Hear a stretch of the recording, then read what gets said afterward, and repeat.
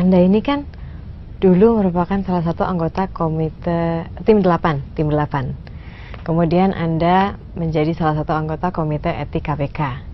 Mengapa sih Anda begitu concern terhadap pemberantasan korupsi?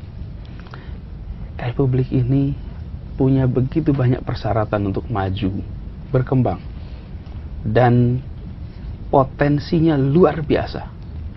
Yang menghentikan ini adalah korupsi. Korupsi itu faktor penghambat yang luar biasa bagi peningkatan kesejahteraan. Korupsi ada 3, Mbak. Korup karena kebutuhan.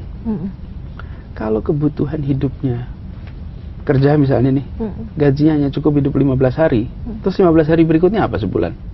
Ya dia terpaksa harus korup, bukan? Ini korup karena kebutuhan nih. Di situ sistem pergajian harus diganti. Jadi kebutuhannya terpenuhi. Lalu yang kedua, korup karena keserakahan. Ada tuh yang korup karena serakah. Udah terpenuhi kebutuhannya, tetap aja korup. Nah, korup yang karena keserakahan ini, hukumannya apa? Rasa takut.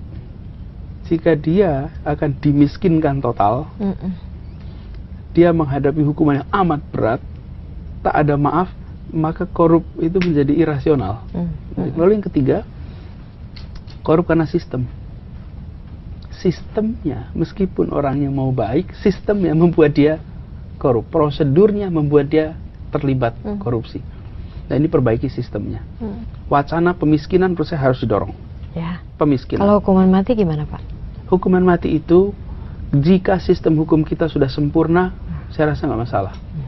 Tapi masalahnya hukum kita ini sering tidak, manusia itu nggak bisa sempurna.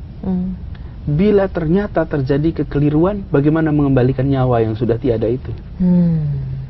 Dan begitu mereka dimiskinkan, hartanya diambil alih untuk negara, nanti biar para ahli hukum yang memikirkan klausulnya. Tetapi sebagai pilihan, sebagai sikap bangsa ini harus tegas. Dan di situ menurut saya tak ada ampun. Saya merasa giliran kita nih hari ini untuk memerangi korupsi secara all out. Dan itu harus dibangunnya sebenarnya dari rumah. Maksudnya? Menurut saya integritas itu harus dikembali menjadi tonggak utama. Dan itu mulainya di mana? Di rumah. Caranya menumbuhkan Orang integritas? Tua adalah pendidik terpenting untuk integritas. Saya selalu menganjurkan bagi ibu-ibu, bapak-bapak, bilangin sama anaknya, tolong kamu jangan mencuri ya. Ibumu tidak melahirkan pencuri, dan ibumu nggak melahirkan koruptor. Jangan sekali-sekali kalian korup. Berapa yang memberikan pesan kepada anaknya? Garisnya jelas. Ambil pilihan karir apapun juga, tapi tolong satu saja, jangan mencuri. Itu aja cukup. Jadi pesan itu dari rumah, bukan pesan ini kita mencoba di universitas. Sebetulnya kan harusnya dari rumah tuh.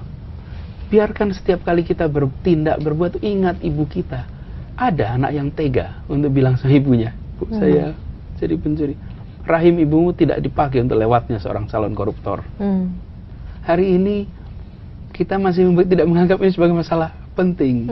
Kita masih bilang pokoknya cari karir. Bahkan yang menjadi masalah untuk bisa lulus, orang tua ikut beli ujian, orang tua ikut. Kan itu dari rumah, bukan? Bagaimana berharap anak-anak ini menjadi champion untuk anti korupsi ketika dia menyaksikan di rumah justru menghalalkan segala cara.